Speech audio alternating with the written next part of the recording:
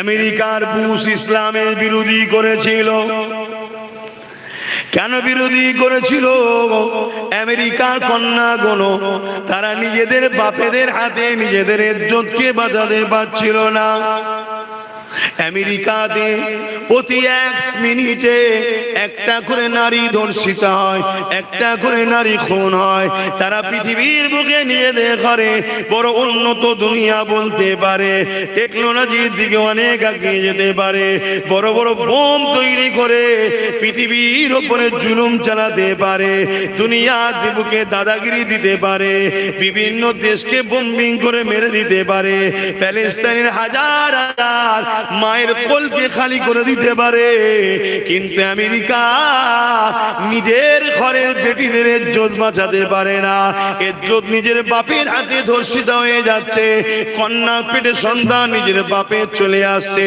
এই সময় আমেরিকার বুকে যুবক যুবতীরা ইসলামকে রিসার্চ করছে, করতে করতে তারা গুগলকে প্রশ্ন করছে, এ গুগল, পৃথিবীর শ্রেষ্ঠ মানুষকে গুগল বলছে হযরত মুহাম্মদুর রাসূলুল্লাহ। তখন তারা আমার নবীর জীবনী পড়ছে, পড়তে পড়তে তারা দেখলো ইজ্জত যদি বাঁচাতে হয় ইসলামে যেতে হবে, সম্মান যদি পেতে হয় ইসলামে যেতে হবে, মানুষের মতো মানুষ যদি হতে হয় মুহাম্মদ রাসূলের আদর্শ মেনে নিতে হবে। এই আমেরিকার যুবক যুবতীরা দলে দলে দলে দলে আমার রাসূলুল্লাহর আদর্শ মেনে নিচ্ছে, ইমানের কলেমা পড়ে নিচ্ছে। এই জন্য আমেরিকা বড় ঘাবড়ে যেতে লেগেছে, কি করে ইসলামের থেকে আমাদের ঘরের যুবক যুবতীকে রুকা যায়। কিন্তু দিকতে যখন পারেনি, তারা মিডিয়া দ্বারা আমার ইসলামকে সর্বপ্রথম একটা কথা লাগালো। 9/11 যখন ওয়ার্ল্ড ট্রেড সেন্টারে হামলা হয়েছিল, সেই সময় সর্বপ্রথম পৃথিবীর জমিনের মিডিয়ারা এমন একটা কথা বলেছিল, যে কথাটার সঙ্গে বাস্তবের কোনো মিল নাই, এর মতো বড় মূর্খ আর কিছু হতে পারে না। সেই কথাটা কি ছিল? কথা হলো ইসলামিক জঙ্গি। বাবা সাল্লাম ভারতের জমিনে এসে মা হাওয়াকে খুঁজতে লেগেছে।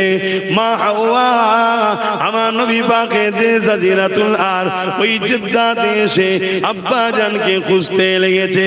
স্বামী স্ত্রী একে অপরকে খুঁজতে খুঁজতে খুঁজতে ওই মক্কা জমিনে আরাফাতের ময়দানে গিয়ে হাজির হয়। এই আরাফা মিলনের মাঠ, এই জায়গাতে বাপ আর মায়ের দিদার হয়ে যায়। এ যুবকেরা, তরুণেরা, বাপেরা, এই জন্য আরাফা ময়দান সবাইকে যে হাজির হতে হয়।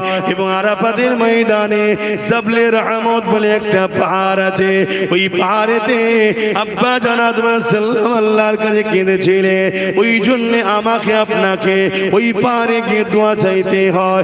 সেই যুবকটা যতই পাপী হোক না কেন, ছেলেটা যতই খারাপ হোক না কেন, ওই পাহাড়ে গিয়ে যারা দোয়া চায় প্রতিটা সন্তানের চোখ দিয়ে পানি বেরিয়ে যায়। সেই ছেলেটা নিজেও ভাবতে পারে না এত পানি কোথা থেকে চোখ দিয়ে আসছে। আমি তো কোনো সময় কাঁদতে চাইলে চোখ দিয়ে পানি বেরোয় না, কিন্তু এখানে এত কান্না আসছে কেন? কেননা ওই জায়গাতে তোমার আমার আব্বা আদম আলাইহিস সালাম কেঁদেছিলেন। এ যুবকেরা, তরুণেরা, বাপেরা, আসো, আল্লাহ আমাদেরকে ইসলাম মিলিয়েছে, ইসলাম নিয়ে শান্তিতে থাকো। ইসলাম মানবতা শিক্ষা দিয়েছে, মানবতা দেখাও। ইসলাম ইনসানিয়াত শিখিয়েছে, ইনসানিয়াত দেখাও। ইসলাম মানব বন্ধন শিখিয়েছে, মানব বন্ধন করো। ইসলাম গরিবদেরকে ভালোবাসতে বলেছে, ভালোবাসো। ইসলাম খোদা তুমি খানা খাওয়াতে বলেছে, খানা খাওয়া। ইসলাম বস্ত্রহীনকে বস্ত্র দিতে বলেছে, বস্ত্র দাও। এ যুবকেরা, আল্লাহ নবী মদিনা নববীতে বসে রয়েছে, এমন সময় একটা জনস চলে আসলো, তার ধর্ম ছিল ইহুদি। আল্লাহ নবীকে যে বলতে লাগলো, এ আব্দুল্লাহর বেটা মুহাম্মদ, ইসলামের সব থেকে ভালো কাজ কোনটা? আল্লাহ নবী নামাজের কথা বললেন না, আল্লাহ নবী রোজার কথা বললেন না। আল্লাহ নবী কি বলেছিলেন? ইসলামের সব থেকে ভালো কাজ হলো খোদার তো মানুষকে খানা খাওয়ানো। আরো বাবেরা, নওজওয়ানেরা, তরুণেরা, আল্লাহ নবী জানিয়ে দিলে, এ দুনিয়ার মানুষেরা, আমাদেরকে আল্লাহ ন্যায়ের জন্য, ইনসাফের জন্য, ইনসানিয়াতের জন্য, মানবতার জন্য দুনিয়ার জমিনে এক মহান স্রষ্টা রব্বুল আলামিনের দাসত্ব করার জন্য আল্লাহ পাক জমিনের উপরে পাঠিয়েছে। তাওহীদের উপরে চলতে হবে, রিসালাতকে মেনে নিতে হবে, এই জমিনের উপরে ফিতনা বন্ধ করতে হবে, এই জমিনের উপরে অত্যাচার বন্ধ করতে হবে, এই জমিনের উপরে খুন বন্ধ করতে হবে, এই জমিনের উপরে দাঙ্গা বন্ধ করতে হবে, এই জমিনের উপরে হিংসা বন্ধ করতে হবে। এ যুবকেরা, নামাজ তো নবী মেরাজ থেকে নিয়ে এসেছে, রোজা তো মেরাজ থেকে নিয়ে এসেছে। নবী আমার যখন 40 বছর বয়স হয়ে যায়, নবী আমার মক্কা জমিনে কাবার পাশে দাঁড়িয়ে ঘোষণা করে দিল, আনা মুহাম্মদ রাসূলুল্লাহ। এই ঘোষণা করার পরে 11 বছর পরে নবী আমার মেরাজে গিয়েছিলেন। সেখান থেকে নামাজ এনেছে, সেখান থেকে রোজা এনেছে, সেখান থেকে হজ এনেছে। হ্যাঁ, এর মানে এটা নয় মুসলমান দাবি করে আল্লাহকে সিজদা করব না, এটা কখনো মেনে নেওয়া যেতে পারে না। এটা তুমি নিজে জুলুম করছো নফসের উপরে। মুসলমান দাবি করে বছরে একবার রোজা রাখবো না, এটা তোমার নফসের উপরে তুমি জুলুম করছো। মুসলমান দাবি করে মালদার হয়েছো, গরিবকে যাকাত দেবে না শতকরা, এটা তুমি তোমার মালের ক্ষতি নিজে করছো। মুসলমান দাবি করে আল্লাহ পাকের কাবায় যাবে না, মালদার হয়েছে, এটা নিজের মর্তবা নিজে কমিয়ে দিচ্ছ। কিন্তু মনে রাখবেন, কোনো যদিও ভুল ভ্রান্তি হয়ে যায়, ক্ষমা চাইলে মাফের রাস্তা আছে। কিন্তু আল্লাহর জমিনের উপরে ফিতনা হচ্ছে, অন্যায় হচ্ছে, বিধবাদের উপরে জুলুম হচ্ছে, এতিমদের উপরে জুলুম হচ্ছে, মানুষকে খুন করা হচ্ছে, গরিবদেরকে লুটা হচ্ছে। সে হতে পারে গরিবটা হিন্দু, গরিবটা আদিবাসী, গরিবটা মুসলমান, গরিবটা দলিত, ওটা কার কি ধর্ম তোমার দেখার বিষয় নয়। তোমার দেখার বিষয় হলো আল্লাহর জমিনের উপরে শান্তি প্রতিষ্ঠিত করতে হবে, আল্লাহর জমিনের উপরে অন্যায় অত্যাচারকে বন্ধ করতে হবে, আল্লাহর জমিনের উপরে ন্যায় জাস্টিস প্রতিষ্ঠিত করতে হবে।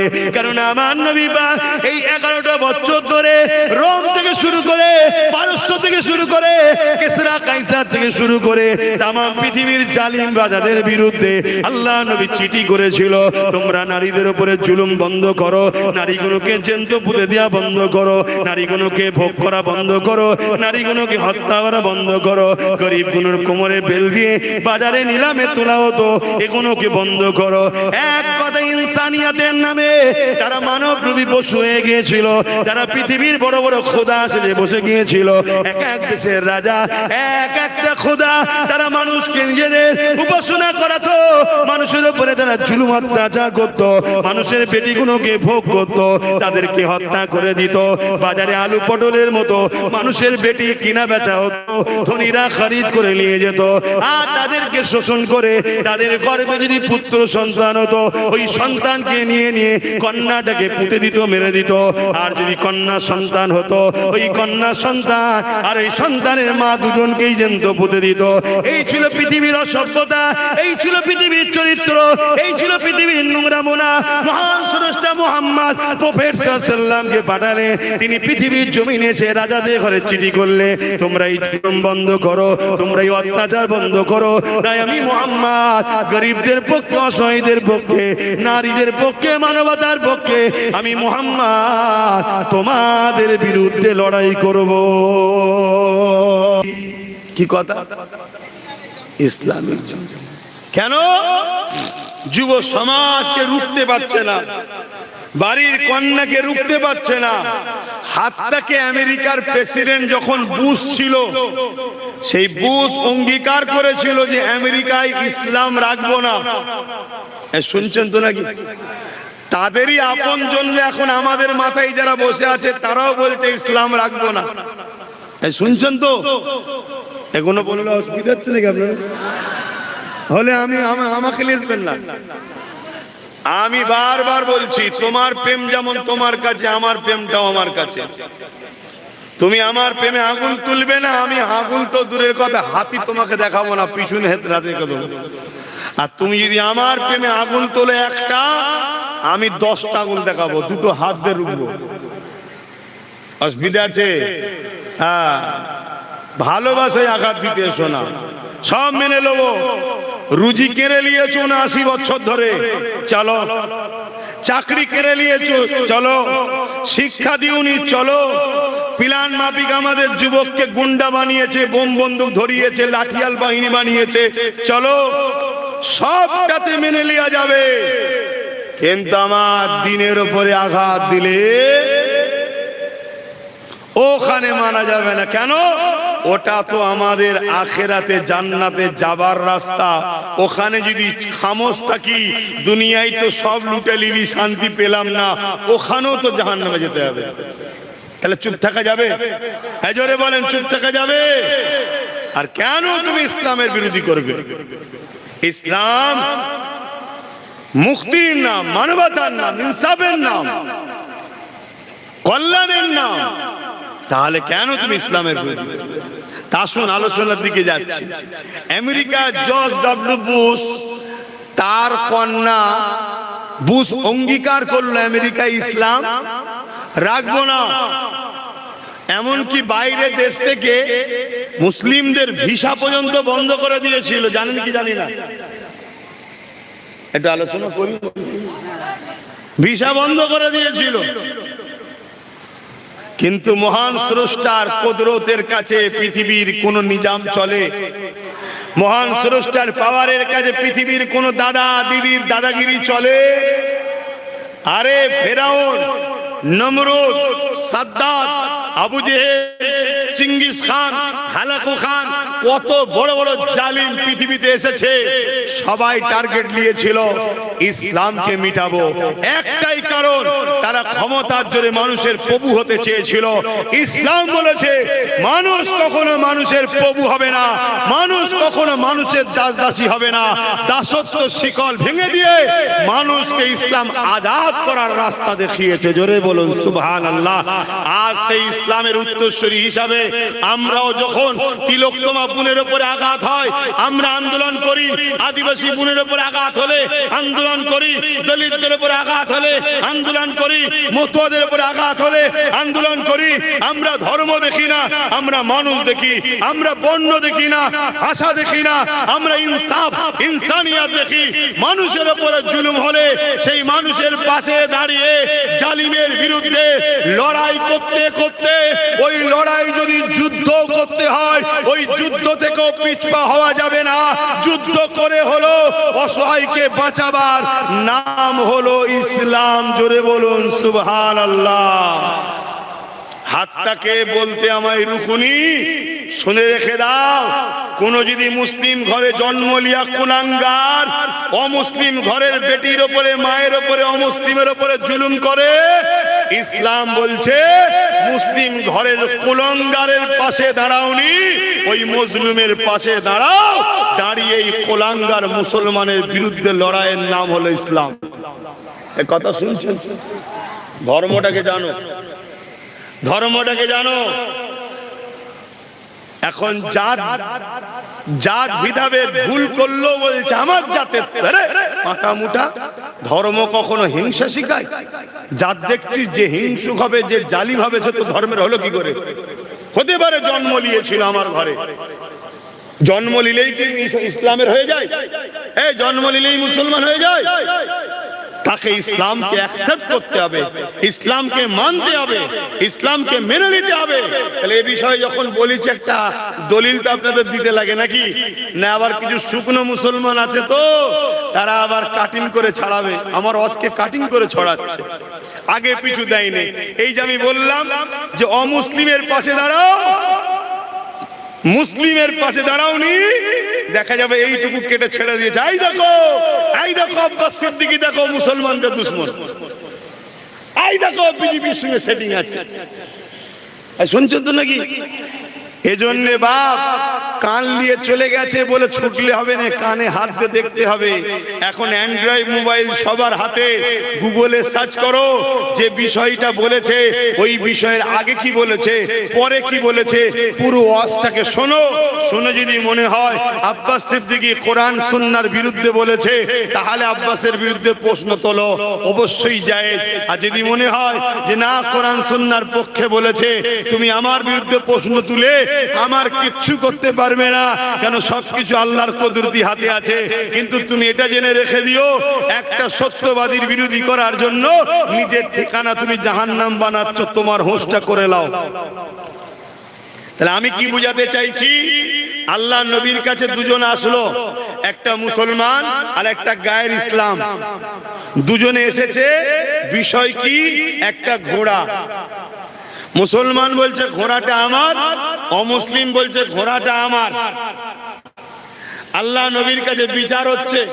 নবী বলছে তোমার ঘোড়া, তার দলিল দাও, প্রমাণ দাও। মুসলমান প্রমাণ দিচ্ছে, অমুসলিমও প্রমাণ দিচ্ছে। আল্লাহ নবী দলিল দুজনে শুনছে। প্রমাণ শুনতে শুনতে বললেন, এ বাবা, এই ঘোড়াটা হলো গায়ের মুসলমানের, তার দলিলটা মজবুত, তোমার দলিলটা দুর্বল। এই মুসলমানটার বিচার ঠিক পছন্দ হলো না, এর বিচার ঠিক পছন্দ হয়নি। এ ভেবেছিল আমি মুসলমান, নবী হয়তো আমার দিকে ফয়সালা করবে। আরে নবী ইনসাফের নাম, নবী সমস্ত মানুষের নবী। শুধু আব্বাস সিদ্দিকীর নবী নাকি? তোমাদের শুধু নবী নাকি? আমার নবী যতটা আমাদের, ততটা হিন্দু, দলিত, আদিবাসী, শিখ, পাঞ্জাবি, খ্রিস্টান, মতুয়া সবার জন্য মুহাম্মদ সাল্লাল্লাহু আলাইহি ওয়াসাল্লাম পথ প্রদর্শক রাসূল হয়ে এসেছে। জোরে বলুন সুবহানাল্লাহ। তাই তিনি সবার জন্য দয়ালু, তিনি সবার জন্য রাহমাতাল লিল, জোরে বলেন, আলামিন। তাই তিনার কাছে যখন বিচার গেছে, যদি মনে করে যে মুসলমান আমি আমার দিকে দেবে, এই ধারণা এটা ভুল। কেন? তিনি সবার, তিনি ইনসাফ করতে এসেছে, জাস্টিস করতে এসেছে, ইনসানিয়াত করতে এসেছে, ইনসানিয়াত শিখাতে এসেছে। তাই আমার নবীর কাছে যখন গেল, নবী পাক সাল্লাল্লাহু আলাইহি ওয়াসাল্লাম বিচার করলেন যে ঘোড়াটা গায়ের ইসলাম, অমুসলিমের ঘোড়া, তাকে দিয়ে দেওয়া হলো। কিন্তু মুসলমানের বিচার পছন্দ হলো না। ওই মুসলমানটা হযরতে মওলা হযরতে ওমর ফারুক হুজুরের কাছে গেল। মুসলমানের মধ্যে অনেকে ধারণা আছে ওমর ফারুক নাকি একটু কঠোর। এই মুসলমানের মধ্যে ধারণা আছে না নাই? আমার নবীর সব সাহাবারাই ছিল হকের উপরে কড়া, সব সাহাবারাই ছিল হকের উপরে কড়া। তো ওই মুসলমানটাও ভাবছে যে ওমর ফারুকের কাছে গেলে ওমর ফারুক মনে হয় আমার পক্ষেই রায় দিতে পারে, অমুসলিমকে দেবে না। ওমর ফারুকের কাছে গেছে, বিচার করবে, বিচার বলবে। মুসলমান বলতে লেগেছে, ভাই ওমর, এই ঘোড়া আমার। অমুসলিম বলছে, না, ঘোড়া আমার। ওমর ফারুক বলছে, দলিল দাও। যেই বলেছে দলিল দাও, ওই অমুসলিম বলছে, ভাই ওমর, বড় আফসোস লাগছে, তোমরা তোমাদের নবীকে কেমন মানো? ওমর ফারুক থমকে গেছে। কেন? এই বিচার তোমার নবীর কাছে গিয়েছিল, তোমাদের নবী বিচার করেছে এই ঘোড়াটা আমার, এ মুসলমান তোমার কাছে নিয়ে এসেছে। হযরতে ওমর ফারুক ঘরের ভেতরে গেলেন, অস্ত্র নিয়ে আসলেন, ওই মুসলমানকে মৃত্যুদণ্ডের শাস্তি দিলেন, দিয়ে বলল, ইনসাফ রাসূলের উপরে কেউ করতে পারে না।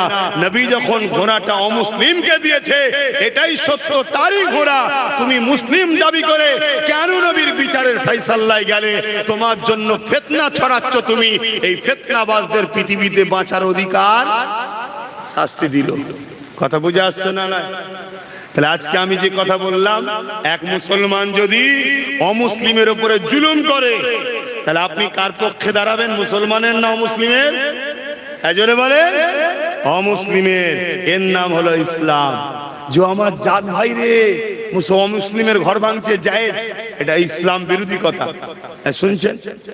এই ভ্রাতৃত্ব আমার হুজুর পাক শিখিয়েছে, এই ইনসাফ আমার ইসলাম শিখিয়েছে। আর অনেকের ধারণা ইসলাম হলো ১৫০০ বছরের। অনেকের ধারণা, বা মিডিয়াতেও প্রচার হচ্ছে, এদের তো রাজনীতির কোনো মুদ্রা নেই, না লোকের চাকরি দিতে পেরেছে, না দেশকে উন্নতি করতে পেরেছে, না বেকারত্ব দূর করতে পেরেছে, কথা বুঝে আসছে, না লোকের স্বাস্থ্য চিকিৎসা ঠিক দিতে পেরেছে, কিচ্ছু নয়। রাজনীতির নেতারা মিডিয়াতে বসে ডিবেট করছে, ধর্ম ডিবেট। কি ইসলাম নাকি ১৫০০ বছরের? শোনো, কোন ধর্মটা কত বছরের আমি কাউকে আঘাত দিয়ে কোনো কথা বলতে আসিনি, কারণ এই ইজাজত ইসলাম আমাকে দেয়নি। কিন্তু কথা যখন ইসলামকে নিয়ে ওঠে, তাহলে আমাকে তো ইসলামের পক্ষে কথা বলতে লাগবে, কেন আমি নিজে ইসলামকে মানি। কথা বলতে লাগবে না? লাগবে না? এই ইসলাম কত বছরের? শোনো,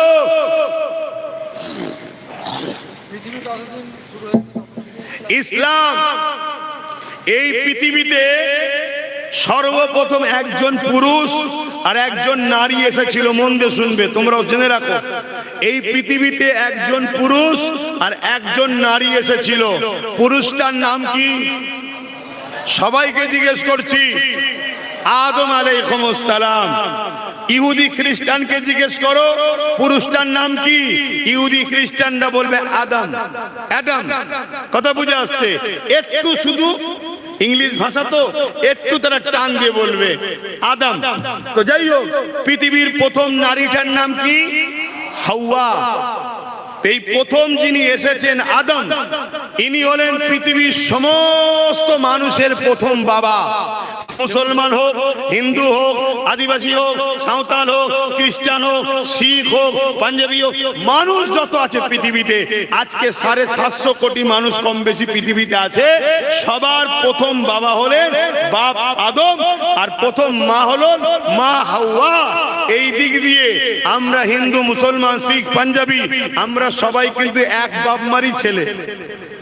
শুনছেন তো? তাহলে মারপিট হয় কেন আমাদের মধ্যে? মারপিট আমাদের মধ্যে হয় না, মারপিট করানো হয় রাজনীতির নেতাদের, রাজনীতির রুটি শাঁকার জন্য। সমাজ গরম না হলে, যেমন তাওয়ায় গরম না হলে রুটি শাঁকা যায় না, এই জালিম নেতারা মারপিট লাগায় আমাদের। শুধু ফেতনা না করলে ওদের ঠিক রুটি শাঁকা যাবে না। কি গো, কথা খারাপ লাগছে নাকি? আমার কমকে বলবো, খবরদার ভাই ভাই মারপিট করবেন না, ওরাও আমাদের ভাই হয়, বোন হয়। তাহলে বাপ আদম, মা হাওয়ার ছেলে মেয়ে আমরা। পৃথিবীতে যত আসবে কিয়ামত পর্যন্ত, শুরু এখান থেকে। এবারে চলে আসুন, একটা খুশির কথা বীজখানে শোনায়। বাপ আদম যখন এসেছিলেন জান্নাত থেকে, ডাইরেক্ট হিন্দুস্তানে এসেছিলেন। জোরে বলুন সুবহানাল্লাহ। এই জন্যই তো বলা হয় সারে জাহাं से अच्छा हिंदुस्तान हमारा। क्यों सारे जहां से अच्छा हिंदुस्तान हमारा? पहले जो इंसान है, पहले जो बसार है, अव्वल इंसान अव्वल बसार, প্রথমের মানুষ, প্রথমের যিনি এসেছেন, ডাইরেক্ট জান্নাত থেকে হিন্দুস্তানে এসেছে। ডাইরেক্ট জান্নাতের সঙ্গে হিন্দুস্তানের কানেকশন, इसीलिए कहते हैं सारे जहां से अच्छा हिंदुस्तान हमारा। জোরে বলুন সুবহানাল্লাহ। হিন্দুস্তানের সঙ্গে ডাইরেক্ট কানেকশন জান্নাতের। আমাদের বাপের পায়ের ছাপ এখনো রয়েছে। কথা বুঝে আসছে? আরে পরে দেশ ভাগ হয়েছে, বাদ দাও না, আমাদের বাপের পায়ের ছাপ এখনো রয়েছে। হাতটাকে আব্বাস সিদ্দিকীর মতো লম্বা হবে, এত বড় পায়ে বাপের পা ছিল। কেন? আমাদের বাপ ছিল 60 হাত লম্বা। কত লম্বা? 60 হাত লম্বা। আমাদের বাপের কবর দিয়ে আছে, অনেকে দেখতে যায়। কথা বুঝে আসছে? তো যাই হোক, আমি যে কথা বলছিলাম, ডাইরেক্ট এসেছে হিন্দুস্তানে। আর আমাদের আম্মাজান এসেছিলেন হাওয়া কোথায়? জেদ্দায়, আমার নবী পাকের দেশে। জোরে বলুন সুবহানাল্লাহ। তো যাই হোক, বাপ আদম আলাইহিস সালাম যখন পৃথিবীতে আসে, মা হাওয়া যখন আসে, পৃথিবীতে তৃতীয় কোনো মানুষ ছিল না। এই দুজনের মিলনে জোড়া জোড়া সন্তান হতো, একটা কন্যা একটা পুত্র, একটা কন্যা সন্তান একটা পুত্র সন্তান। দ্বিতীয় জোড়ার কন্যা সন্তানের সঙ্গে প্রথম জোড়ার পুত্র সন্তানের বিবাহ হতো, প্রথম জোড়ার কন্যা সন্তানের সঙ্গে দ্বিতীয় জোড়ার পুত্র সন্তানের বিবাহ হতো। এভাবে 40 জোড়া ভাই বোনে বিয়ে হয়েছে। শোনো, তখন তৃতীয় কোনো মানুষ ছিল না। তারপরে মহান স্রষ্টা বললেন এটা হারাম করে দেওয়া হলো। এবারে বংশ বৃদ্ধি হচ্ছে, বংশ বৃদ্ধি হতে হতে হতে হতে কত হাজার কোটি মানুষ এসেছে, কত হাজার কোটি মানুষ চলে গেছে, তার কোনো ঠিক নাই। এখন পৃথিবীতে 750 কোটির উপরে মানুষ পুরো পৃথিবীতে আছে, যার প্রথম বাপ হলো আদম, মা হাওয়া হলো প্রথম মা হলো হাওয়া। তো বাপ আদম যখন এসেছিলেন, তেনার ধর্ম ছিল কি? ওইভাবে তো বললে হবে না, ওইভাবে বললে হবে না। তিনার প্রথম কথা ছিল লা ইলাহা ইল্লাল্লাহ। আর ইসলামের প্রথম কথা কি? লা ইলাহা ইল্লাল্লাহ, अल्लाह के सिवा दूसरा कोई माबूद ही नहीं। रब একজন, খালেক একজন, প্রভু একজন, মালিক একজন, স্রষ্টা একজন। এটা বাপ আদমে মেনেছে, অর্থাৎ বাপ আদমের ধর্ম ছিল ইসলাম। আলহামদুলিল্লাহ আমরা সেই বাপের ধর্মে আছি, জোরে বলুন সুবহানাল্লাহ। কিন্তু বাপের কোন ছেলে যদি কিছু পছন্দ করে তার জন্য ভাইয়ে ভাইয়ে মারপিট করাটা শোভা দেয় না, ঠিক তো নাকি? কিন্তু ইসলাম কবে থেকে শুরু? যেদিন তৃতীয় কোনো মানুষ ছিল না সেদিন ছিল ইসলাম। মা হাওয়াও ছিলেন একত্ববাদের বিশ্বাসী। তাহলে আজ যদি আমরা দেখি আমার দেশের কোন নেতা, আমার রাজ্যের কোন নেতা গরিবদেরকে লুটছে, অসহায়কে লুটছে, মানুষকে লুটছে, সে হিন্দু হোক আর মুসলমান হোক, গরিবের উপর অত্যাচার করছে, মানুষের অধিকার দিচ্ছে না, মানুষকে মিথ্যা মামলা দিচ্ছে, তাহলে উম্মতে মুহাম্মাদী হিসাবে আমাদের কি ইলান করা উচিত নয়? হে জালিম শাসকেরা, তোদের বিরুদ্ধে কেউ না লড়ে লড়ুক, মুহাম্মদ রাসূলের গোলাম তোদের বিরুদ্ধে লড়বে। কারণ আমার নবীর দ্বীন ইসলামের নামই হলো জুলুম খতম করে ন্যায় প্রতিষ্ঠিত করা। জোরে বলুন সুবহানাল্লাহ, আরো জোরে বলুন। তাই জালিমরা যখন ভয় খায় যে এদেরকে কি করে রুকা যাবে, তখন এরা মিথ্যা ফিল্ম করে ইসলাম নিয়ে। যেমন গত 2-3 দিন আগে আপনাদের উত্তর 24 পরগনা ব্যারাকপুরের ভাটপাড়ায় এক মাতাল বেরিয়েছে। কি বলছে? আল্লাহ নাকি বলেছে রেপ করা চলবে। বলুন নাউজুবিল্লাহ। আর আমি আপনাকে একটা প্রমাণ দেবো, চ্যালেঞ্জ আসো। ভারতবর্ষ আমার মাতৃভূমি, ঠিকই কথা, আমি আমার মাতৃভূমিকে ভালোবাসবো, এটা আমার নবীর সুন্নাত, নবী আমায় শিখিয়েছে। কিন্তু তা বলে দিনকে রাত, রাতকে দিন বলা, এই মিথ্যার আশ্রয় লিয়া কখনো যেতে পারে না। আজ চলে আসো, আমেরিকাকে বলো তোমার দেশে কি রেপ হয়, আমেরিকা বলবে হয়। ব্রিটেনকে বলো রেপ হয়, হ্যাঁ হয়। জাপানকে বলো রেপ হয়, হ্যাঁ হয়। যেখানে বলবে, যেখানে বলবে হাত্তাকে হিন্দুস্তান রেপ হয়, বলবে 14 পর থেকে রেপ বেড়ে গেছে। বুঝছেন না? বোঝেন না? আগেও হয়েছে, কিন্তু 2014 পরে হিন্দুস্তান কি বলবে? রেপ আম হয়ে গেছে। এমনকি বড় বড় নেতারা, যারা বড় বড় এমএলএ মন্ত্রী, তারাও বড় বড় রেপিস্ট, তাদের নামে রেপের কেস আছে। তারা আজকে আমার দেশের নেতা হয়ে বসে আছে। যে দেশের নেতারা রেপিস্ট হয়, সে দেশের বেটিরা কখনো সুরক্ষিত হয় না। সে দেশের ডাক্তার তিলোত্তমা কখনো বিচার পেতে পারে না। সে দেশে কখনো আদিবাসীর মেয়ে, দলিতের মেয়ে, সাঁওতালের মেয়ে কখনো নিরাপদে থাকতে পারে না। কেন? যে রেপিস্ট হয় তার কাছে ধর্ম আগে নয়, তার কাছে নারী দেখলে ভোগ করে, এই মেন্টালিটি তৈরি হয়। কথা বুঝে আসছে না? না? তাহলে সেই জায়গাতে আজ আপনি ভারতকে জিজ্ঞেস করুন, আমেরিকাকে করুন, জাপানকে করুন, পৃথিবীর সবাই বলবে ভাই রেপ তো হচ্ছে, রেপ তো হচ্ছে। কিন্তু আপনি মদিনাকে জিজ্ঞেস করুন, যেখানে দুজাহানের সুলতান নবী মুহাম্মদ সাল্লাল্লাহু আলাইহি সাল্লাম রাজনীতি করা শিখিয়েছে, সেই নবীকে জিজ্ঞেস করুন, নবীর মদিনাকে, যে আপনার মদিনায় কি রেপ হয়? বলছে রেপ তো দূরের কথা, কোন পুরুষ কোন নারীকে জীবনে ইফটিজিং করতে পারেনি 1500 বছর ধরে। জোরে বলুন সুবহানাল্লাহ, আরো জোরে বলুন। অথচ ওই মদিনায়, ওই মদিনায় রাত 12টায়, রাত 1টায়, রাত 2টোয়, রাত 3টেয় আমি নিজে ঘুরেছি, নিজে সাক্ষী বলছি। অবিশ্বাস হয় তোমরাও যাও, গিয়ে দেখো ওই মদিনায় রাত 12টা, রাত 1টা, রাত 2টো, রাত 3টে নারীরা ঘুরে বেড়াচ্ছে। তাদের রেপ তো দূরের কথা, ইফটিজিংও হয় না। কেন? ওই মদিনায় যে নিজাম চলে, যে কানুন চলে, যে সিস্টেম চলে, সেটা দোনোজাহানের সুলতান, আখিরি মেসেঞ্জার, আখিরি আওতার, আখিরি প্রফেট, আখিরি রাসূল, মানবতার মুক্তিদাতা হযরত প্রফেট মুহাম্মদুর রাসূলুল্লাহ সাল্লাল্লাহু আলাইহি ওয়াসাল্লাম রাষ্ট্র পরিচালনার সিস্টেম শিখিয়ে দিয়েছে। ওখানে একটাই কথা, কোন নারীর উপরে কেউ যদি বুড়াই নজরে দেখে, ইফটিজিং করে, রেপ তো দূরের কথা, তার শাস্তি মৃত্যুদণ্ড। শুনছেন তো নাকি? আর এখানে কি তিলোত্তমাকে যে রেপ করেছে রাজ্য সরকার সেই রেপিস্টদের ঘরে বাঁচাবে বলে কোটি কোটি টাকা খরচ করে সুপ্রিম কোর্টে কেস চালাচ্ছে। তাহলে এখানে রেপ হবে না, হবে না? এবার আপনি বলবেন আপনি হুজুরের ছেলে, ধর্মসভায় এসে রেপ টেপের কথা বলে, যে মায়ের পায়ের তলায় আমাদের জান্নাত, মায়ের জাত হলো মহিলারা, সেই মহিলাদের যে সমাজে ইজ্জত নেই, সেই সমাজে পুরুষ বেঁচে থাকার থেকে মরে যাওয়া ভালো। সে সমাজে কিসের নামাজ দেখাচ্ছেন আপনি, কিসের রোজা দেখাচ্ছেন? আপনি আপনার মায়ের জাতকে বাঁচাতে পারেন না, আপনার নামাজ আল্লাহ নেবে নাকি? আপনার নামাজের দিকে আল্লাহ চেয়ে আছে নাকি যে ও নামাজ পড়লে আমার ইজ্জত বাড়বে? আল্লাহ কি ভোটাভুটিতে হয়েছে নাকি?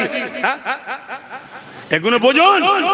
নামাজ যেমন আমার ব্যক্তি জীবনের উপকার, ব্যক্তি জীবনের ইবাদত, সমাজকে রেপ মুক্ত করাটা হলো সামাজিক জীবনের ইবাদত। এই কালচার তৈরি করুন, এই আদর্শ তৈরি করুন। ছোট্ট ছোট্ট বাচ্চাকে ডাক্তার বানাবেন, বানান। ছোট্ট ছোট্ট বাচ্চাকে জজ বানাবার নিয়ত আছে, বানান। বাচ্চাকে আপনার উকিল বানাবার নিয়ত আছে, বানান। বাচ্চাকে আপনাকে আইএস আইপিএস বানাবার নিয়ত আছে, বানান। কিন্তু আপনি প্রথমে বাচ্চাকে শিক্ষা দাও যে তোমার প্রফেট মুহাম্মদ রাসূলুল্লাহর আদর্শ হলো তোমার স্ত্রী ছাড়া দ্বিতীয় নারীর দিকে বুড়াই নজরে, কুনজরে তাকালে এই চোখ জাহান্নামের আগুনে পোড়ানো হবে। এই আদর্শ শিখাও, তারপরে তোমার বাচ্চাকে ডাক্তার বানাও, জজ বানাও, ডিএম বানাও, ভিডিও বানাও, কোনো অসুবিধা নেই। নাচাত উত্তরপ্রদেশের থানার মধ্যে নিজের রেপের অভিযোগ দিতে গিয়ে থানার মধ্যে রেপ হচ্ছে। এ কথাটা বলে দেওয়াটা কি অন্যায়? আরে পাপ করেছিস দোষ নয়, পাপীকে পাপ বললে দোষ। এখন পাপের হাতে ক্ষমতা, তো পাপী মনে করছে আমি বিরাট কিছু করে নেবো। আরে পাপীরা যুগে যুগে ছিল বারুদের স্তূপের উপরে, শুধু একটা ম্যাচিস কেউ আসেনে বলে তাই একটা দিসলাই কাটি যেদিন এসে যাবে সেদিন দেখবেন পাপের পুরো পাহাড় চুরমার হয়ে যাবে। তাই বাপ ভাইয়ের আমার, ইসলাম আমাকে জবান দিয়েছে আল্লাহ, কথা দিয়েছে আল্লাহ। ইসলাম আমাকে বলেছে তুমি হক কথা বলো, নাই কথা বলো। তুমি তোমার জানের দিকে তাকাও না, কারণ এই জান তোমার দেওয়া নয়, এই জান আমাকে আমার স্রষ্টা দিয়েছে। আমাকে যখন আমার মালিক মায়ের পেটে আমায় তৈরি করেছেন, আমার মাও জানতো না আব্বাস সিদ্দিকী হবে, একটা পুত্র সন্তান হবে। আমার বাপও জানতো না একটা পুত্র সন্তান হবে। বাপের শরীর থেকে সামান্য পানি মায়ের রেহেমে গেছে, ওখানে আমি 40 দিন পানি আকারে গোল পড়েছিলাম। 41 দিনের পর থেকে আমার মালিক, আমার স্রষ্টা, বিনা খুঁটিতে যিনি আসমান রেখেছে তিনি আমাকে তৈরি করছেন মায়ের পেটে। কেউ আওয়াজ পাচ্ছে না। আস্তে আস্তে তৈরি হতে হতে 120 দিন হয়ে গেল। যখনই 120 দিন হয়ে গেল, এর মধ্যে আমার শরীরে রগ রিসা, হাড় হাড্ডি, গোস্ত, চামড়া লেপে দেওয়া হয়েছে। এই 120 দিনে বডি তৈরি হয়ে গেছে। এর মধ্যে আমার জান দেওয়া হলো, যেটাকে বলা হয় রূহ। রূহটা কি? প্রভুর হুকুম। রূহটা কি? আল্লাহর আদেশ। এই রূহটা যখন দেওয়া হয়েছে, আমি মায়ের পেটে লড়ে উঠেছি। মা বড় খুশি হয়েছে, আমার বাচ্চা পেটে ঠিক আছে। এখন দুনিয়া তারাক্কি করেছে, ডাক্তারখানায় গেছে, ডাক্তার একটা মেশিন মায়ের পেটে লাগিয়েছে আর কানে দিয়েছে। আমি পেটের ভেতরে নিঃশ্বাস নিচ্ছি, মা শুনতে পেয়েছে। আরে আমাকে বানিয়েছে আমার মা নয়, আমাকে বানিয়েছে আমার স্রষ্টা। ওই মাকে সম্মান করতে বলেছে স্রষ্টা, ওই মায়ের পায়ের তলে আমার জান্নাত আছে বলেছে স্রষ্টা। ইসলাম বলছে একটা একটা নারী, একটা একটা জান্নাত। জোরে বলুন সুবহানাল্লাহ, আরো জোরে বলুন। যে ইসলাম নারীকে জান্নাত বলে, সেই ইসলাম কখনো নারীদের ঘরে নোংরা কাজের ইদনের কথা বলতে পারে না। কিন্তু এরা এদের রাজনীতি ভাবে মানুষের কাছে দেউলিয়া হয়ে গেছে, পেরে উঠতে পারছে না। বাংলার মাটি, সম্প্রীতির মাটি এখানে পাচ্ছে না, তাই ইসলামের নামে মিথ্যা প্রচার করছে। দেখেছেন না? দেখেন না? এই ভিডিওটা দেখেছেন না? দেখেন। তাহলে চিন্তা করুন কি চলছে সমাজে। তাহলে বলুন, তুমি রাজনীতির আগিনাতে আমার ধর্মকে কলঙ্কিত করবে, কালিমা লিপ্ত করবে, তাহলে আমি আমার ধর্মীয় জায়গায় তোমার বিরুদ্ধে বলবো না? বলবো না? জোরে বলে। তাই জবাব দিচ্ছি, একজন আমার দায়ী হিসাবে এটা তোমার দায়িত্ব যে আমার জাতি, আমার কওম এবং মনুষ্য জাতিকে বোঝানো দরকার যে এরা কিভাবে ফিতনা লাগাচ্ছে সমাজের বুকে। এরা কিভাবে অশান্তি লাগাচ্ছে সমাজের বুকে। তো ভাইয়ের আমার, আমি মায়ের পেটে আস্তে আস্তে বড় হলাম। যখন টাইম ছিল আমার দুনিয়ায় আসার, কম বেশি 10 মাস 10 দিন যেটা টাইম হয়, আমি দুনিয়াতে চলে এলাম। এখন আগে আগে চলে আসে, তাই তো নাকি? অ্যাকচুয়ালি এখন আগে আগে আসে না, এখন বিজনেস চলছে। এখন কি চলছে একটু বলবেন না? একটু বলেন না রে বাবা। বিজনেস চলছে, বিজনেস।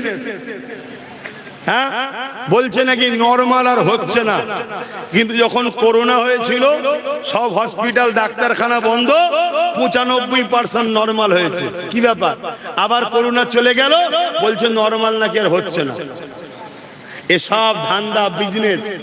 কেন? অপারেশন করলে মোটা অঙ্কের টাকা। কথা বুঝে আসছে? কিন্তু মনে রাখবেন, প্রভুর সিস্টেম ছাড়া অন্য সিস্টেম কখনো ভালো হতে পারে না। প্রভুর সিস্টেম যে সিস্টেম, সেই নরমাল সিস্টেম ছাড়া অন্য কোন সিস্টেম ভালো হতে পারে না। উত্তমটা প্রভুই জানে, উত্তমটা স্রষ্টাই জানে, অন্য কেউ জানতে পারে না। আরে আমাদের মেমোরি তো 8 GB কি 10 GB হবে। যিনি বানিয়েছে তাহলে তেনার জ্ঞান কত। তো যাক, আমি দুনিয়ায় চলে আসলাম।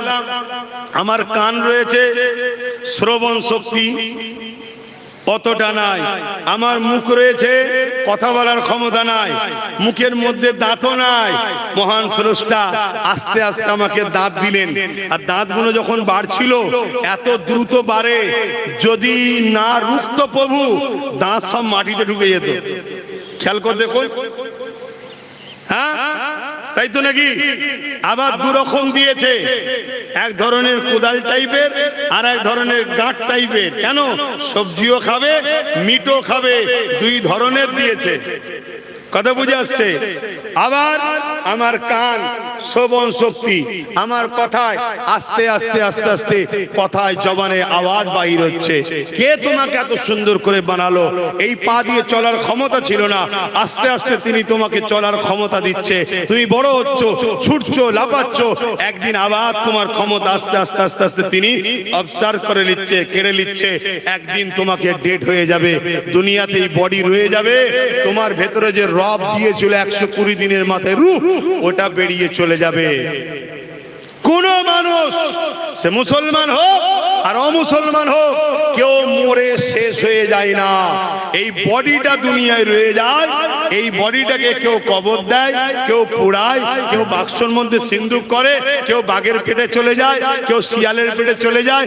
এই বডিটার উপরে যা কিছু হয়, মূলত এই বডিটা তৈরি হয়েছে মায়ের পেটের মধ্যে, যেটা স্রষ্টার পক্ষ থেকে এসেছে, সেটা হলো রূহ। এই রূহটা সবার একসাথে তৈরি। জোরে বলুন সুবহানাল্লাহ। এজন্য আজকালকার ছেলেগুলো অনেকে বলে না যে একটু ছেলে কত পেকে গেছে, দেখ দিন ওই একটুখানি দেখলে কি হবে, ও রূহ তো তৈরি হয়েছে একসাথে, ও থেকে থেকে পেকে গেছে। কথা বুঝে আসছে না? আমরা বলি না, রূহ তো তৈরি হয়েছে একসাথে, এসেছে পরে, তৈরি হয়েছে একসাথে। তো যাক, এই রূহের উপরে ফায়সালা হয় কিয়ামতের দিনে, বিচারের দিনে। সুম্মা নুফিকা উখরা ফাইদাহুম ইয়ানজিরুন, সেদিন বিচার হবে, প্রভু বিচার নেবে। এই মৃত্যুটাই শেষ নাকি আবার উঠানো হবে? জোরে বলুন। আজকে আমি হুজুরের ছেলে, আমি যদি অন্যায় করে থাকি, মুরিদ কিছু বলতে পারেনি, তাহলে আমার অন্যায়ের বিচারটা হলো কোথায়? আজকে আমি নেতাজি, আমার অন্যায়ের কেউ বিচার করতে পারেনি, তাহলে আমার বিচারটা হবে কোথায়? প্রত্যেকটা মানুষের বিচারের জন্য মহান স্রষ্টা একটা দিন রেখেছে, সেটা হলো ময়দানে মাশর। এই সূর্যের 12 গুণ তাপ বেড়ে যাবে, মাথার এক বেগদা ইখতিলা এক হাত উপরে নাপিয়ে দেওয়া হবে। 12 গুণ তাপের চোটে মানুষের মাথার ঘিলুগুলো গলে গলে নাক দিয়ে ঝরবে, মানুষের পাসিনা ঝরতে থাকবে। যেমন লোহা আগুনে দিলে লাল হয়ে যায়, এই জমিন পুরে লাল হয়ে যাবে, মানুষ দাঁড়াতে পারবে না। যে যাকে পারবে তাকে শুইয়ে দিয়ে তার বুকের উপরে পা দিয়ে দাঁড়িয়ে যাবে। এই ময়দানে মাশরে বিচার লিয়া হবে, যে যা করেছে সব বিচার লিয়া হবে। শুনে রেখে দাও আমার যুব সমাজ, তুমি যদি কারো উপরে জুলুম করে থাকো, ওই দিন তাকে তোমার সামনে হাজির করা হবে। তোমার নেকিকে, তোমার পুণ্যকে তার মাথায় দিয়ে তাকে জান্নাত দেওয়া হবে, আর তার পাপকে তোমার মাথায় দিয়ে তোমাকে জাহান্নামের শাস্তি হতে দেওয়া হবে। এই আল্লাহকে ভয় করো, জমিনের উপরে ফিতনা করো না, জুলুম করো না, খুন করো না, লুট করো না, অসহায়ের উপরে অত্যাচার করো না, আল্লাহর সৃষ্টিকে পিয়ার করো এবং মহান স্রষ্টাকে সিজদা করো, হালাল খাও, মা বাপ পরিবার বাচ্চালে থাকো, আখিরাত তোমার শান্তিময় হবে। পরীক্ষার হল হলো দুনিয়া। যে কোনো সাকসেসফুলের আগে একটা পরীক্ষা দিতে হয়। এই যে আমার পুলিশ বন্দীরা পুলিশের ইউনিফর্মে চাকরি করছে, এর আগে পরীক্ষা দিতে হয়েছে না হয়নি? তবে হ্যাঁ, রিসেন্ট কিছু পুলিশকে চাকরি পরীক্ষা দিতে হয়নি। চিনবেন কি করে? চিনবেন কি করে? যেসব পুলিশরা চাকরি দিয়ে পাস করেছে, এরা নেতারা এদের ঘরে থেকে ভয় করে, নেতারা এদের ঘরে থেকে ভয় করে। আর যারা পরীক্ষা না দিয়ে পুলিশে ঢুকেছে, এরা নেতাদের থেকে ভয় করে। চিনার রাস্তা বলে গেলাম, অসুবিধা হয়ে গেল? আরে সত্য কথা বলবো তো সমস্যা কিসের? কারো খাই না, কারো লি না, কারো ধার ধরি না। যেসব প্রশাসন দেখবেন নেতাকে ভয় করছে, তাহলে জানতে হবে ও প্রশাসন চাকরি ছাড়া, পরীক্ষা ছাড়া অনুপযুক্ত হওয়ার পরও পেয়েছে, তাই মশাই মশাই করে। আর যেসব প্রশাসন গোপ পাক দিয়ে বলে দেখবি লাঠি বার করবো, তো নেতাগিরি ছুটিয়ে দেবো, জানবেন উপযুক্ত। বাপের বেটা মেহনত করেছে, পড়াশোনা করেছে, চাকরিতে পরীক্ষায় বসেছে, পাস করেছে, দমের চোটে চাকরি কেড়ে নিয়ে এসছে। ওদেরকে স্যালুট করি, আজও করছি, আপনারাও করবেন। শুনছেন তো নাকি? আর যেগুলো মশাই মশাই করে আমি সম্মান করি না, কিচ্ছু করার নেই, কিচ্ছু করার নেই। আপনাকে কাউকে সম্মান করার জন্য ট্যাক্স দেওয়া হয় না, আপনারা আমাদের গর্ব। আপনি যদি চোরকে দেখে বলেন sir sir sir sir sir sir, তাহলে তো সমাজ শেষ।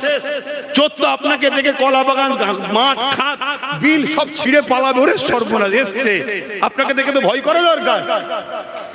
কি গো, আমার কথা ভুলে গেল নাকি? কমিটির ছেলেদের অসুবিধা হচ্ছে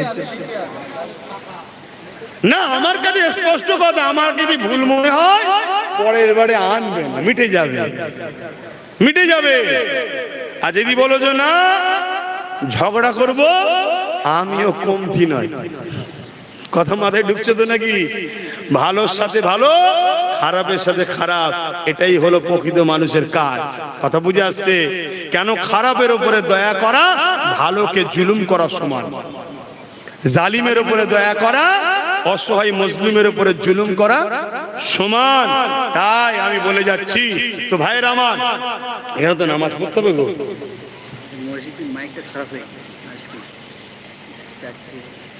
আচ্ছা, মুখে আজান দেন না, তারপরে বলে দিচ্ছি কটায় নামাজ করবেন বলুন? 4:45 নামাজ হবে। এখন 4:20 হয়েছে, আর একটু বলবো না থাকবে?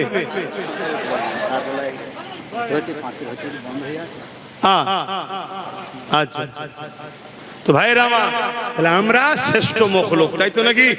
শোনো, এই জমিন প্রভু বানিয়েছে, কুদরতি হাত লাগাইনি। আসমান বানিয়েছে, কুদরতি হাত লাগাইনি। গাছপালা বানিয়েছে, জাকুল কায়নাত তৈরি করেছে, পাহাড় পর্বত, সাগর, তুফান, নদ নদী, সূর্য, চাঁদ, হাত লাগাইনি। কিন্তু আমাদেরকে যখন বানিয়েছে, কুদরতি হাত লাগিয়ে তৈরি করেছে। জোরে বলুন সুবহানাল্লাহ। সে মুসলমান হোক আর অমুসলমান হোক, মহান স্রষ্টা সবাইকে কুদরতি হাত লাগিয়ে বানিয়েছে। সেই স্রষ্টাকে পিয়ার করা, মহব্বত করা, এটা আমাদের সকলের দায়িত্ব, আছে না নাই? তাই আমার যেসব ভাইয়েরা এখনো দাঁড়িয়ে আছেন, ছায়া তো হয়ে গেছে, একটু সালাম করব, ওই সময় কমসে কম একটু দুয়ার আগে আগিয়ে আসবেন। ইয়া নবী সালাম।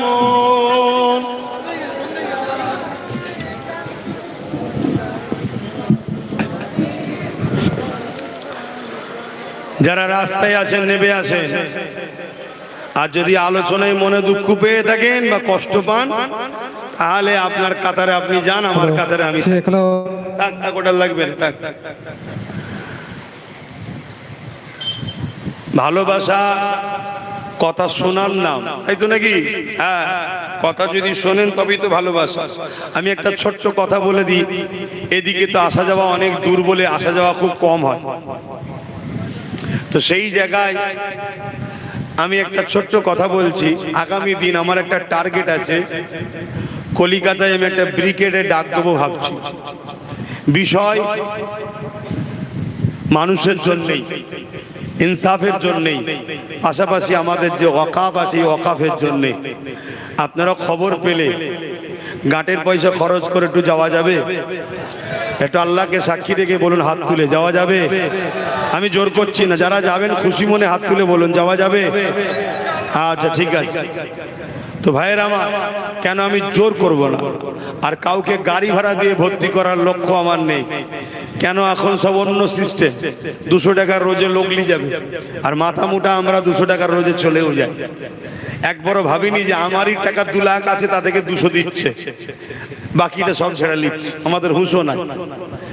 এই বিক্রি হওয়া বন্ধ করুন, নাই বাচ্চাদের ভবিষ্যৎ আরো ধ্বংস হয়ে যাবে। আমরা বিক্রি হচ্ছি বলেই সমাজ নষ্ট হচ্ছে। আমাদের এই উত্তর 24 পরগনা বাদুরিয়া বলে একটা জায়গা আছে, ওই জায়গার যে কোনো একটা ছেলে কোনো এক পঞ্চায়েতে গেছে একটা রেসিডেন্সিয়াল সার্টিফিকেট চাইতে। এখন তো সব জানেন তো, এসআইআর না কি সব হচ্ছে, হ্যাঁ জানেন তো নাকি? এই সব আতঙ্কও মানুষ আছে। তবে মনে রাখবেন,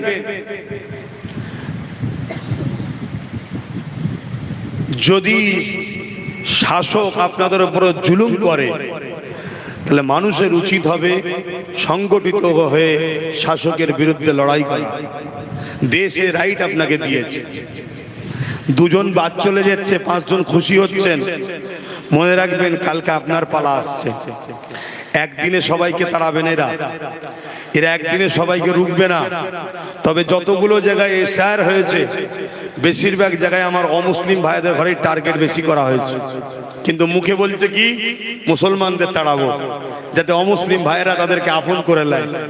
এখানে মুসলিম অমুসলিমের ব্যাপার নয়, এটা হলো রাষ্ট্রের ব্যাপার। আর রাষ্ট্রের যখন ব্যাপার হবে, তখন মুসলিম অমুসলিম দেখবেন না, যে মানুষের পক্ষে তার পক্ষে আপনারা থাকবেন। সে যদি একটা অমুসলিম লোক হয়ে মানুষের কথা বলে, তার পাশে থাকুন। একটা মুসলিম হয়ে যদি মানুষের পক্ষে কথা বলে, হিন্দু মুসলমান সবাই তার সাথ দিন। আর যদি আপনি ধর্ম দেখতে যান রাজনীতিতে, তাহলে আপনি বলুন 79 বছর দেশের প্রাইম মিনিস্টার তো মুসলমান নয়, তাও দেশের হালত গরিব, এত মুসলিমরা কেন? 79 বছর ধরে রাজ্যের সিএম তো কোনো মুসলমান নয়, তারপরে এই রাজ্যে অমুসলিমরা এত গরিব কেন? আরে আমরা তো আছি হাতে গোনা গুটি কত, তারপরে এত অমুসলিমরা গরিব কেন? একটা কথায় মাথায় রেখে দেবেন, এসব আমাদের আইওয়াস চলছে। তো যাই হোক, আমি ওদিকে বেশি যাচ্ছি না। আমি যে কথা বলতে চাচ্ছিলাম, আমাদেরকে সংগঠিত হতে হবে, ঐক্যবদ্ধ হতে হবে। তাই আগামী দিন খবর পেলে আপনারা যাবেন, সেখানে অনেক কিছু আলোচনা হবে, অনেক কিছু আলোচনা হবে। আসুন, দেশকে ভালোবাসা এটা আমার ধর্মের একটা কাজ। অন্য কোন ধর্মে কি আছে আমার জানা নাই, অন্য ধর্মে ধর্মগুরুরা কি আলোচনা করে ওটাও আমার জানা দরকার নাই। আমার ধর্ম যখন বলেছে মাতৃভূমিকে ভালোবাসো, মাতৃভূমির সার্বভৌমত্ব নিরাপদের কথা যখন বলেছে, আমি বলবো আমার দেশের উপরে কেউ আঘাত দিলে, সে দেশের মধ্যে হোক আর দেশের বাইরে হোক, তার বিরুদ্ধে আমার ক্ষমতা অনুযায়ী লড়াই করব। আর যদি মহান স্রষ্টা কখনো আরো ক্ষমতা দেয়, তাকে আইনের আওতায় এনে দেশদ্রোহীদের উত্তম বিচার করব।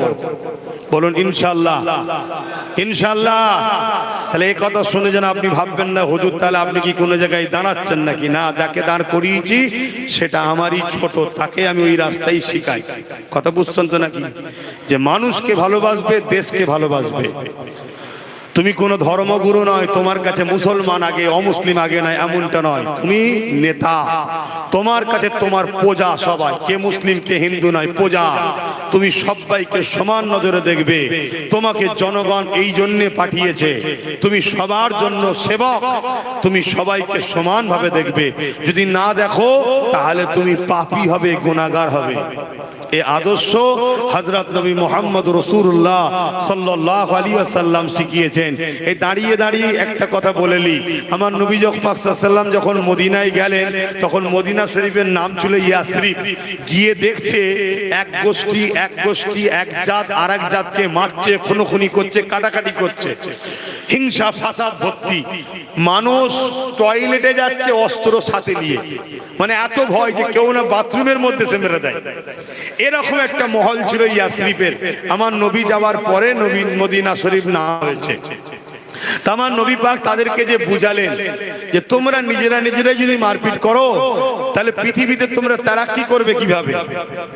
এক কাজ করো, তোমরা অস্ত্রকে ঘরে রাখো, বিদেশি শক্তির উপরে যখন দেশের উপরে হামলা করবে তার বিরুদ্ধে খরচ করবে, নিজেরা নিজেদের মধ্যে খরচ করো না। এবং তোমাদের মধ্যে একটা রাষ্ট্র প্রতিষ্ঠিত করো, তার একজন রাষ্ট্রের প্রধান হবে, সে তোমাদেরকে সুন্দরভাবে পরিচালনা করবে, বিচার ব্যবস্থা হবে, কেউ অন্যায় করলে বিচার ব্যবস্থার কাছে যাবে, সে বিচার ব্যবস্থা তার ফাইসাল্লা করবে।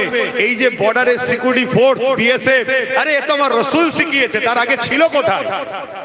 আমি তো চ্যালেঞ্জ দিচ্ছি, আসুন না মোকাবেলায়। এই পৃথিবী কি করে জানতো মায়ের পেটের সন্তানটা কিভাবে তৈরি হয়? বিজ্ঞানের ধারণা ছিল মায়ের পেটে যে সন্তান হয় শুধুমাত্র বাপের অবদান, নারীর অবদান নেই, তাই নারীকে অবজ্ঞা করা হতো। আমার রাসূল ১৫০০ বছর আগে ভাইকে বললো না, পেটে যে সন্তানটা হয় নারীরও হক আছে, পুরুষের, উভয়ের মিলনে উভয়ের শরীরের অংশ থেকে নিয়ে এই বাচ্চা তৈরি হয়, শুধু পুরুষের নয়। কথা বুঝে আসছে না? নয়, বিজ্ঞান সেটাকে রিসার্চ করতে করতে ১৫০ বছর আগে মেডিকেল সায়েন্স বলছে না, মুহাম্মদ সাল্লাল্লাহু আলাইহি ওয়াসাল্লাম যেটা বলেছে ঠিকই বলেছে। জোরে বলুন সুবহানাল্লাহ। তাই তারা বলতে বাধ্য হচ্ছে মুহাম্মদ তো কোনো কলেজে, কোনো স্কুলে, কোনো ভার্সিটিতে তো পড়েনি, তখন তো এত রিসার্চের মেশিনও ছিল না, তাহলে তিনি এই সঠিক উত্তরটা দিল কি করে? বিজ্ঞান আজকে স্বীকার করতে বাধ্য হয়েছে যিনি মায়ের পেটে বাচ্চা সৃষ্টি করে তিনি মুহাম্মদ রাসূলকে শিখিয়েছে। তাই আমার কোরআনও বলছে আমার রাসূল কোন স্কুল, কলেজে, ভার্সিটিতে কারো কাছে পড়েনি, তিনি স্বয়ং স্রষ্টার কাছে পড়েছে। জোরে বলুন সুবহানাল্লাহ। কেন? তিনি যদি অন্য কারো কাছে পড়তো, সে দাবি করতো আমি মুহাম্মদ রাসূলকে পড়িয়েছি, সে নবীর থেকে বড় হওয়ার স্বপ্ন দেখতে। কথা মাথায় ঢুকছে তো? যাক, অনেক কথা আছে, আমি যে কথা বলতে যাচ্ছি, আমার নবী পাক সাল্লাল্লাহু আলাইহি ওয়াসাল্লাম তাদেরকে রাষ্ট্র কায়েমের কথা বললো। তারা বললো রাষ্ট্রের প্রধান কি হবে? শুনছেন, রাষ্ট্রের প্রধান কি হবে?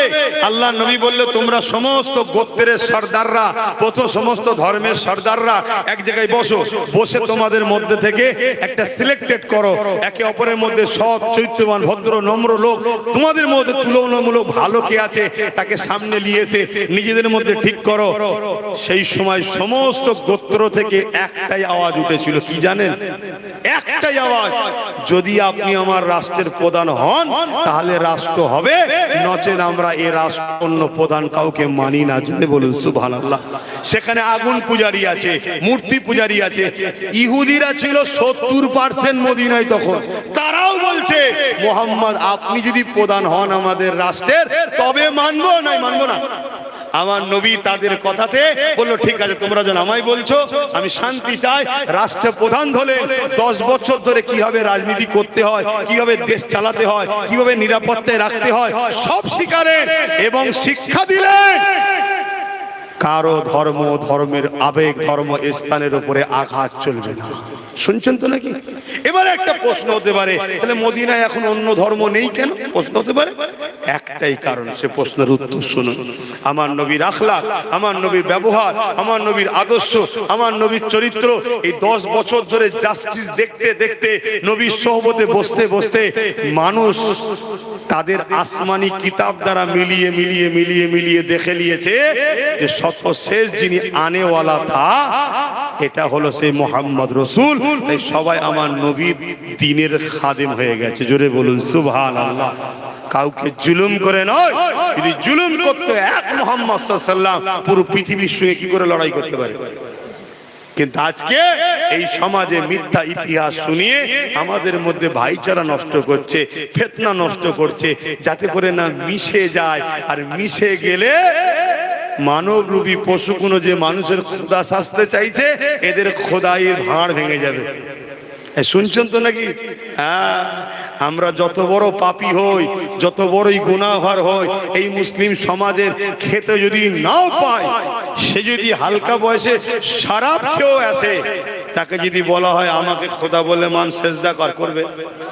এই করে বলুন, এই হোশটা কিন্তু আমাদের আছে। মানুষ কখনো মানুষের খোদা হতে, মানুষ কখনো মানুষের প্রভু হতে, মানুষের কাছে কি হাত পাতবো, মানুষের কাছে কি ভিক্ষা চাইবো?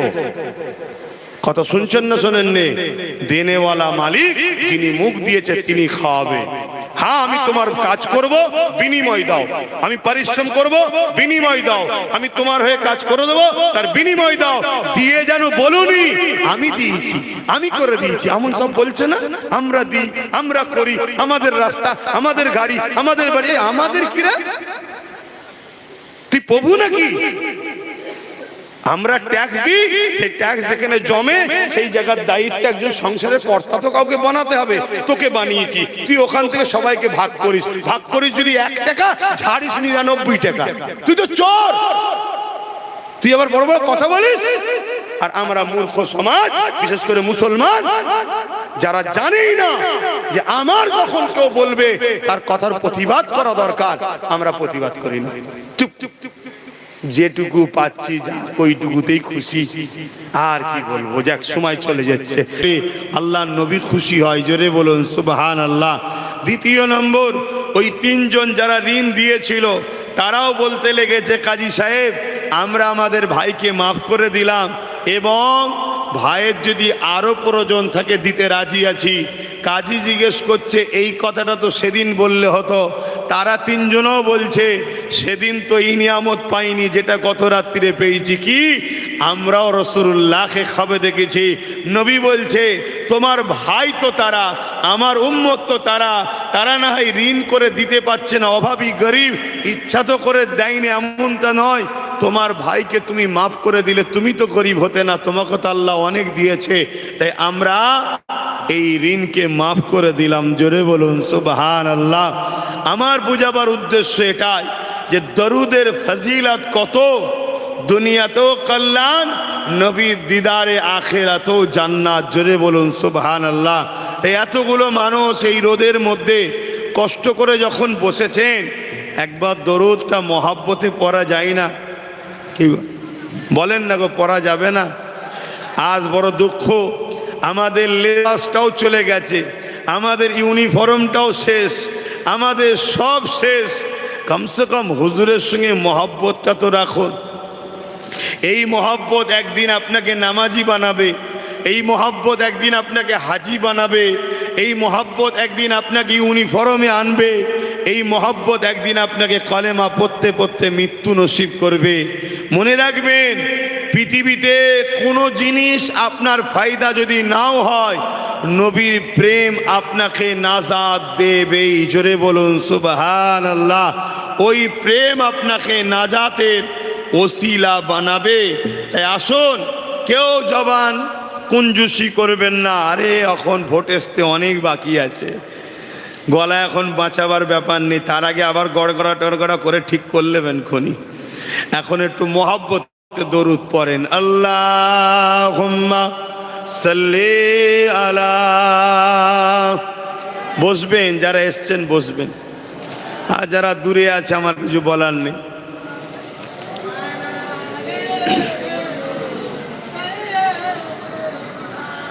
একটু ভাষাও না। सदा गए महशर में लब्बाई लब्बाई, जहाँ उम्मतों ने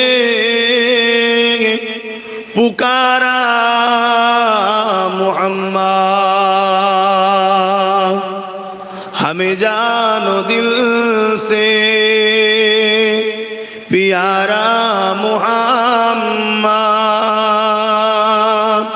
मुहम्मद के गमों गए हमारा मुहम्मद। अल्लाहुम्मा सल्ली अला।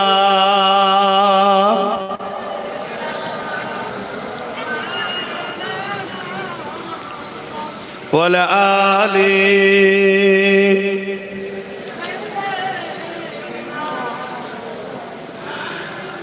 मेरे आँखों की बुदली में जलवा मोहम्मद का, मेरे दिल के आईने में नक्शा है मोहम्मद का। कोई जन्नत में जाएगा, कोई दोज़ख में पहुंचे, मदीने की तरफ दौड़े दीवाना मुहम्मद का।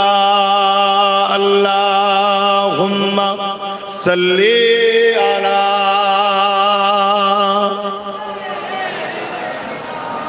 मौलाना मुहम्मद वाला आले।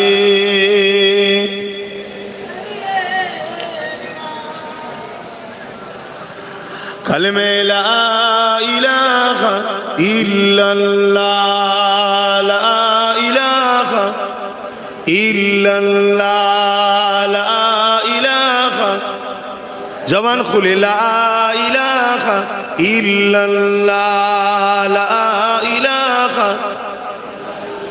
ला इलाहा इल्लल्लाह मुहम्मदुर रसूलुल्लाह।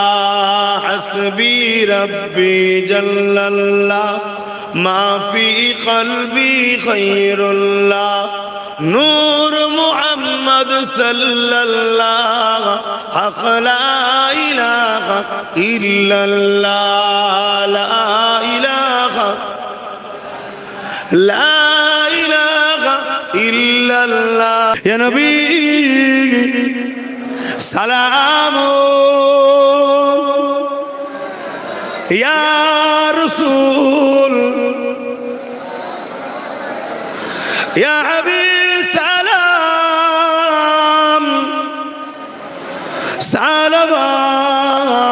सलावतुल्लाह। কঠিন হাসরের দিনে কি আছে মোদের কপালে, গুনাহগার উম্মাহ আতো আপনার লইবেন সঙ্গে মহশরে। নবী সালাম